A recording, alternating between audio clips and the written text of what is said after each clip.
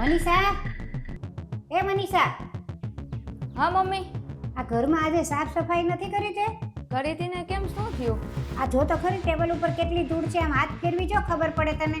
ઈ તો મમ્મી આ બારી ખુલ્લી હોય ને એટલે હવાની સાથે ધૂળ આવી જ જાય છે.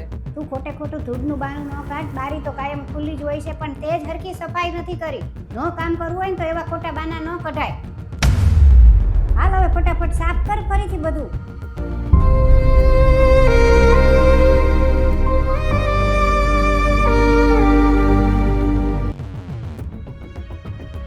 મમ્મી જમવાનું.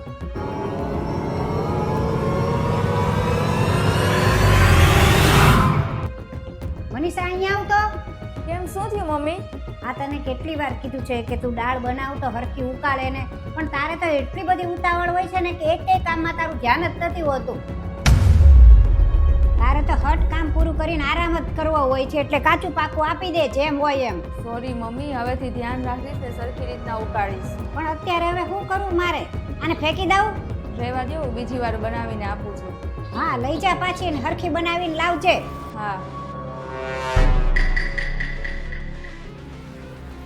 મમ્મી મેં તમને એક ફોટો મોકલ્યો છે, એમાં પૈસા ટ્રાન્સફર કરી દો ને. મારે અત્યારે હમણાં સર્વર ડાઉન ચાલે છે ને તો નથી થતું.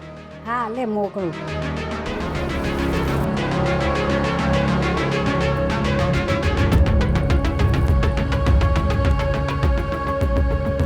મોકલી દીધા મમ્મી?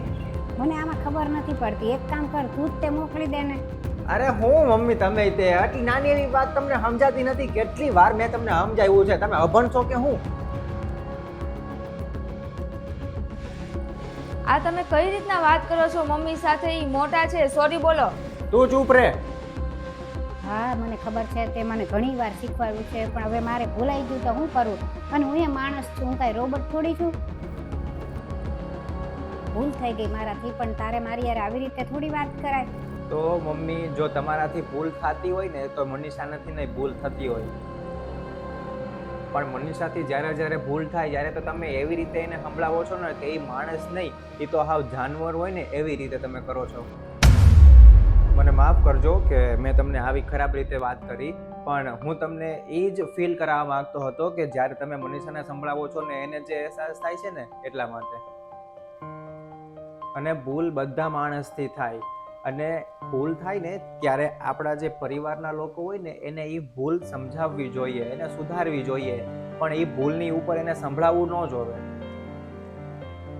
અને મને આશા છે કે તમને કદાચ સમજાઈ ગયું હશે અને ભવિષ્યમાં તમે આવું નહીં કરો.